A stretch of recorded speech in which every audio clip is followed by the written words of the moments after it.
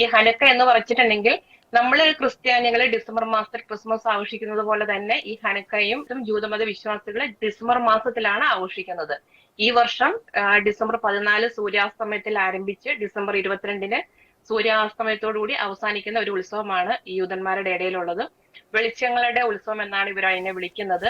8 ദിവസവും തിരികൾ കത്തിച്ച് ആദ്യത്തെ ദിവസം മെനോറ എന്ന് പറയുന്ന 9 ശാഖകളുള്ള, ഇപ്പൊ ചിത്രത്തിൽ കാണുന്നത് പോലെ തന്നെ 9 ശാഖകളുള്ള ഒരു വിളക്ക്, ഒരു ഇതാണ്.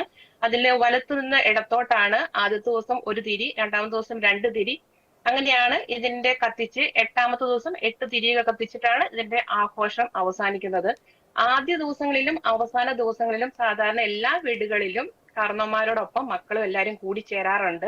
ചരിത്രം പരിശോധിക്കുകയാണെങ്കിൽ 2ാം നൂറ്റാണ്ടിലെ ജെറുസലേം ദേവാലയം ഗ്രീക്ക് ഭരണാധികാരികളിൽ നിന്ന് പിടിച്ചെടുത്തതിന്റെ ഓർമ്മയ്ക്കായിട്ടാണ് ജൂതമത വിശ്വാസികൾ ഈ ആഘോഷം കൊണ്ടാടുന്നത്. വിലാപമതിലിന്റെ അവിടെ വെച്ചിട്ട് ബെഞ്ചമിൻ നെതന്യാഹു തിരി കത്തിച്ചായിരുന്നു ഈ വർഷത്തെ ഹനക്ക ആരംഭിക്കുകയുണ്ടായത്.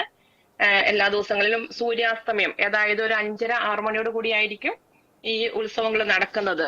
പിന്നെ ഈ 8 ദിവസങ്ങളിലും ഇസ്രയേലിലെ എല്ലാ ജൂതമത വിശ്വാസികളും എണ്ണയിൽ പൊരിച്ച ആഹാരങ്ങളായിരിക്കും ഏറ്റവും കൂടുതൽ കഴിക്കുന്നത്. കാരണം വെച്ചിട്ടുണ്ടെങ്കിൽ ജൂതമത വിശ്വാസികൾ ആ ജെറുസലേം ദേവാലയം ഗ്രീക്ക് ഭരണാധികാരിയിൽ നിന്ന് പിടിച്ചെടുത്തപ്പോ ഒരു ദിവസം മാത്രം കത്തിക്കുവാനുള്ള എണ്ണയായിരുന്നു അവശേഷിച്ചിരുന്നത്.